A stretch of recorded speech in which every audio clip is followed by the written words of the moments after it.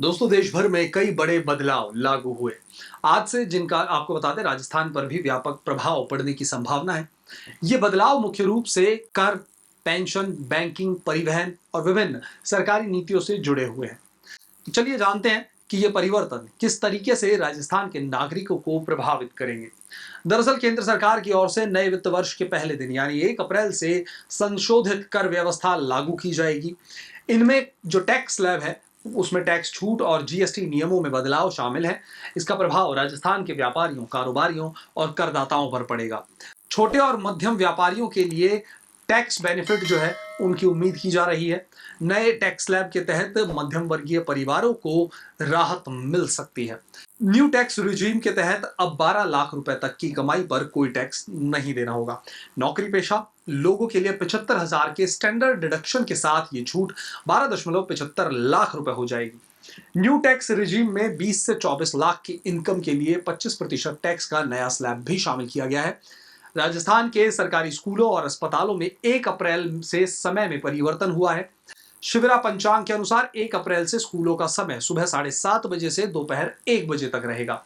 दो पारी विद्यालयों का समय जो है वो सुबह 7 बजे से शाम 6 बजे तक निर्धारित है। वहीं अस्पताल के ओपीडी का समय बदला गया है। मेडिकल कॉलेज और सरकारी अस्पतालों में अब ओपीडी सुबह 8 बजे से दोपहर 2 बजे तक संचालित होंगी। उपभोक्ताओं के लिए अप्रैल की राहत भरी शुरुआत जो है वो ही है। आज 1 अप्रैल से कमर्शियल गैस सिलेंडर के दाम कम हुए हैं। कमर्शियल गैस सिलेंडर के दामों में 40.50 रुपए की कमी की गई है। आज सुबह से लागू गैस की नई दरें जो है वो लागू कर दी गई हैं। हालांकि घरेलू गैस सिलेंडर के दाम यथावत रहेंगे।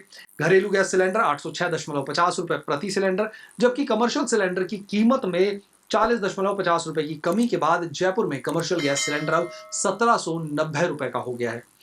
एलपीजी डिस्ट्रीब्यूटर फेडरेशन के अध्यक्ष दीपक गहलोत ने इसकी जानकारी दी है। केंद्र सरकार का आर्थिक वर्ष 2025-26 का बजट लागू हुआ। 1 फरवरी को पेश किए गए आपको बता दें ऐलान अब जमीन पर उतरने लगेंगे। हालांकि सरकारी योजनाओं का सीधा लाभ कब मिलेगा यह उनके क्रियान्वयन प्रक्रिया पर निर्भर करेगा। इनकम टैक्स में 12 लाख तक की आय पर छूट का नियम भी लागू हो गया है। National highway authority of India यानी एनएचएआई ने 7 टोल बूथों की दरों में इजाफा कर दिया है।